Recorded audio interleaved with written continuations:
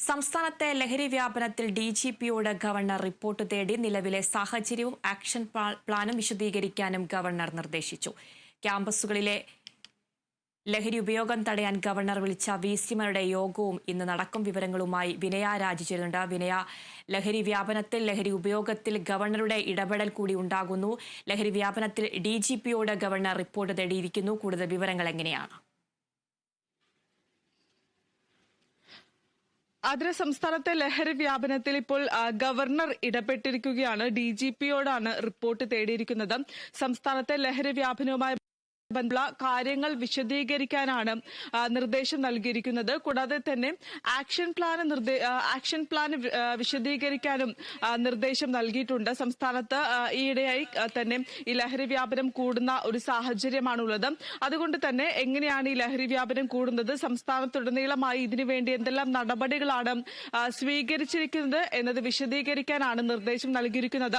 കൂടാതെ തന്നെ action plan ഇത് തടയുന്നതിന് വേണ്ടി, ലഹരി വ്യാപനം തടയുന്നതിന് വേണ്ടി സംസ്ഥാനത്തുടനീളം ഏതെല്ലാം തരത്തിലുള്ള ആക്ഷൻ പ്ലാനുകൾ തയ്യാറാക്കിയിട്ടുണ്ട്, അത് വിശദീകരിക്കാനും നിർദ്ദേശം നൽകിയിട്ടുണ്ട്. ഇതുമായി ബന്ധപ്പെട്ടുകൊണ്ട് തന്നെ ഒരു പ്രാഥമിക റിപ്പോർട്ട് ഗവർണർ ഇന്നോ നാളെയോ ആയി സമർപ്പിക്കും. ഡിജിപി ഗവർണർക്ക് സമർപ്പിക്കുമെന്നാണ് മനസ്സിലാക്കുന്നത്. ഇതുമായി ബന്ധപ്പെട്ടിട്ടുള്ള അല്ലെങ്കിൽ മറ്റു റിപ്പോർട്ടുകൾ മുഖ്യമന്ത്രിയുമായി നടത്തിയ ചർച്ചയിൽ അല്ലെങ്കിൽ ആക്ഷൻ പ്ലാനുമായി ഇനി മുഖ്യമന്ത്രിയുമായി ഡിജിപി ഒരു ചർച്ച നടത്തുന്നുണ്ട്. ആ ചർച്ചയ്ക്ക് ശേഷമായിരിക്കും പ്രാഥമികമായിട്ടുള്ള ഒരു റിപ്പോർട്ട് ഗവർണർക്ക് വീണ്ടും സമർപ്പിക്കുക. ഇതുമായി ബന്ധപ്പെട്ടുകൊണ്ട് തന്നെയാണ് ഇപ്പോൾ ഒരു റിപ്പോർട്ട് തേടിയിരിക്കുന്നത്. കൂടാതെ തന്നെ ഗവർണർ വിളിച്ച വിസിമാരുടെ യോഗവും ഇന്ന് രാജ്ഭവനിൽ ചേരുന്നുണ്ട്. ഈ ക്യാമ്പസുകളിൽ ലഹരി വ്യാപനം കൂടുന്ന ഒരു സാഹചര്യത്തിലായിരുന്നു ഗവർണർ വിസിമാരുടെ ഒരു യോഗം വിളിച്ചിരുന്നത്. ഇതുമായി ബന്ധപ്പെട്ടുകൊണ്ട് തന്നെ രാജ്ഭവനിലാണ് യോഗം ചേരുക. എത്തരത്തിൽ ക്യാമ്പസുകളിൽ ലഹരി വ്യാപനം കുറയ്ക്കാൻ സാധിക്കും, കൂടാതെ തന്നെ ഈ ലഹരി വ്യാപനം മൂലം ക്യാമ്പസുകളിൽ നിരവധിയായിട്ടുള്ള സംഘർഷങ്ങൾ ഉണ്ടാകുന്ന സാഹചര്യം, ഈയിടെയായി തന്നെ നിരവധിയായിട്ടുള്ള കേസുകൾ ഇതുമായി ബന്ധപ്പെട്ടുണ്ടാകുന്ന ഒരു സാഹചര്യം ഉണ്ടായിരുന്നു. ഈ ഒരു സാഹചര്യത്തിലാണ് ഗവർണർ യോഗം വിളിച്ചിട്ടുണ്ടായിരുന്നത്, വിസിമാരുടെ യോഗം വിളിച്ചിട്ടുണ്ടായിരുന്നത്.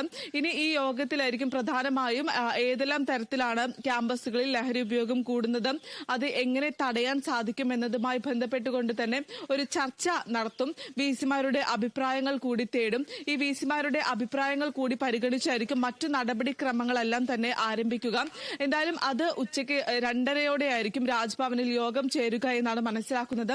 എന്തായാലും ലഹരി വ്യാപനത്തിൽ ഇപ്പോൾ ഡിജിപിയോടും കൂടാതെ തന്നെ വിസിമാരുടെ യോഗം അടക്കം ചേരുന്നുണ്ട് എന്നതാണ് ഏറ്റവും പ്രധാനപ്പെട്ട ഒരു കാര്യമെന്ന് പറയുന്നത്.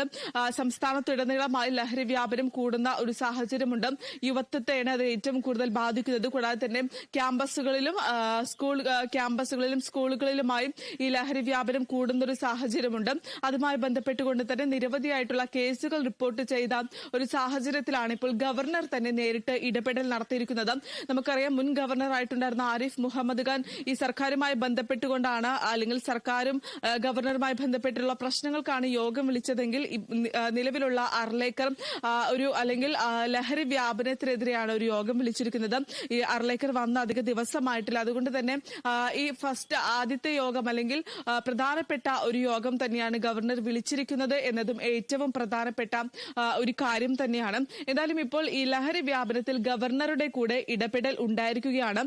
ഇനി അടുത്തായി തന്നെ മുഖ്യമന്ത്രിയും ഗവർണറുമായിട്ടുള്ള ഈ ലഹരി വ്യാപനത്തിനെതിരെ ഗവർണറും മുഖ്യമന്ത്രിയുമായിട്ടുള്ള ഒരു ചർച്ചയും ഉണ്ടാകുമെന്നും വ്യക്തമാക്കിയിട്ടുണ്ട്. ആതിര,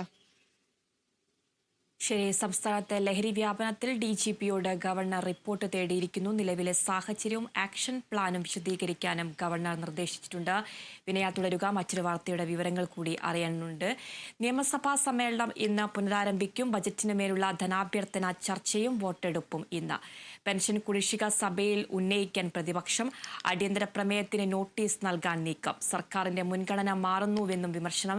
വിനയ, എന്തൊക്കെ കാര്യങ്ങളാണ് ഇന്ന് പ്രതിപക്ഷം സഭയിൽ ഉന്നയിക്കാൻ ഒരു സാധ്യതയുള്ളത്?